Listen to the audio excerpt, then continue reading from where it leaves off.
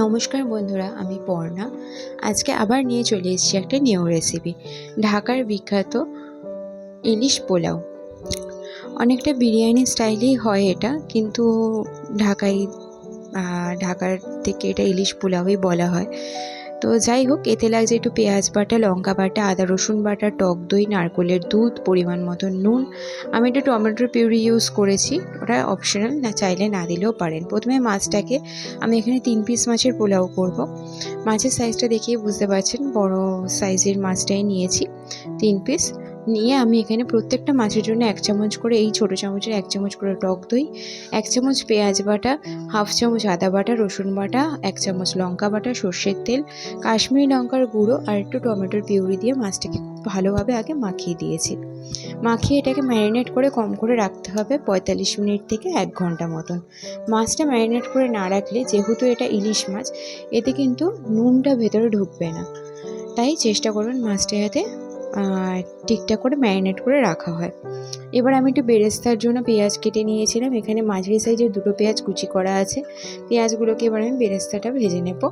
ভেজে আমি একটা আলাদা পাত্রে তুলে রাখবো। সেই তেলটা দিয়েই কিন্তু পুরো রান্নাটা হবে। আর আদার্স কিন্তু আমি কোনো রকমের কোনো তেল কিন্তু ইউজ করিনি। এখানে গোটা গরম মশলা ফোড়ন দিয়েছি, 2টো এলাচ, একটা দারচিনি, একটা তেজপাতা, এমন সেরকম কিছু দেইনি। আর দিয়েছিলাম 2টো লবঙ্গ।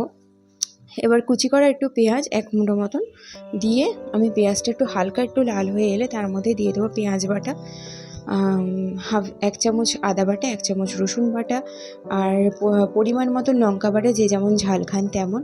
আর দিয়েছি এখানে টমেটো বাটা। তারপর নুন দিয়ে খুব ভালো করে এটাকে আমি কষিয়ে নেব, যতক্ষণ না এটা থেকে কাঁচা গন্ধটা চলে যায়। কাঁচা গন্ধটা চলে গেলে তার মধ্যে আমি দিয়ে দেবো গুঁড়ো মশলা। এখানে আছে কাশ্মীরি লঙ্কার গুঁড়ো, একটুখানি লাল লঙ্কার গুঁড়ো, হলুদ গুঁড়ো। হলুদ গুঁড়ো খুব সামান্য পরিমাণেই দিয়েছি, আমি চাইনি এটাতে সেরকম একটা রঙ আসুক, আপনারা চাইলে বেশি দিতে পারেন।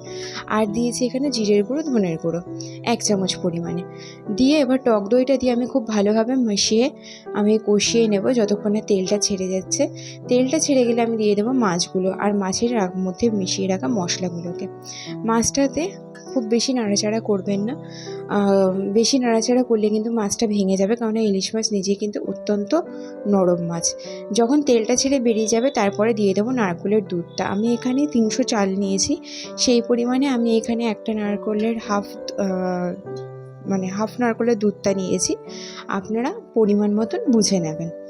নারকেলের দুধটা কিন্তু একদম মেন ইনগ্রিডিয়েন্টস, এটা ছাড়া কিন্তু ভালো কিন্তু টেস্টও আসবে না, গন্ধও পাবেন না। ইলিশ মাছের কিন্তু জানেন যে কোনো পদেই কিন্তু একটু গন্ধটা কিন্তু মাস্ট। ঠিক আছে, এবার ইলিশ মাছগুলোকে আমি তুলে নিয়ে নিলাম, আমাদের মাছ রেডি। এরপরে 300 চাল, যেটা আমি ওটাকে ধুয়ে ভালোভাবে ভিজিয়ে রেখেছিলাম, সেই চালটা জল ঝরিয়ে আমি দিয়ে দিলাম চালটাকে নিয়ে। এবার এই মশলা দিয়ে খুব ভালোভাবে কষাবো যতক্ষণ না পর্যন্ত জলটা টেনে যাচ্ছে। তারপরে যে বাটিটাতে ভিজিয়ে রেখেছিলাম সেই বাটিটারই পরিমাণ অনুযায়ী আমি কিন্তু জলটা দিয়ে দেবো এর মধ্যে। জল দিয়ে এটাকে আমি 80% মতন সেদ্ধ হতে ছেড়ে দেবো। পুরোপুরি কিন্তু চালটা যেন সেদ্ধ না হয় সেটার দিকে কিন্তু একটুখানি লক্ষ্য রাখবেন। প্রথমে চালটাকে একটু ভালোভাবে কষিয়ে নেবেন ফ্লেমটা হাই দিয়ে। আচ্ছা, রান্নাটা কিন্তু পুরোটাই কিন্তু মিডিয়াম ফ্লেমে হবে। লো ফ্লেমেও করবেন না আর হাই ফ্লেমেও করবেন না, তবেই কিন্তু রান্নাটা একদম পারফেক্ট আসবে। দেখুন 80% মতন হয়ে গেছে। এরপরে আমি মাছটাকে, যাতে মাছের গন্ধটা পুরো ভাতের মধ্যে ছড়িয়ে যায়, তার জন্য আমি এখানে দিয়ে দিয়েছি এবার মাছগুলো। মাছের গন্ধটা 80% যখন ভাতটা হয়ে আসবে তখনই কিন্তু দেবেন, আর ওপর দিয়ে বেরেস্তাটা সাজিয়ে দেবে। আমাদের পোলাও কিন্তু একদম রেডি। এরপরে আমি কাঁচা লঙ্কাটা প্রথম দিকে দিতে ভুলে গিয়েছিলাম, তাই জন্য আমি এখন কাঁচা লঙ্কাটা দিয়ে আরও কিছুক্ষণ 15 মিনিট থেকে 20 মিনিট মতন এটাকে আরও কিছুক্ষণ ঢাকা দিয়ে, একদম কিন্তু এবার লো ফ্লেমে ঢাকা দিয়ে রেখে দেবো। অসম্ভব দারুণ খেতে হয় আর দারুণ গন্ধ বেরোয়, আপনারা করলেই বুঝতে পারবেন। বাড়িতে অবশ্যই একদিনকার একবার ট্রাই করবেন, ট্রাই করে জানাবেন আপনাদের কেমন লাগলো।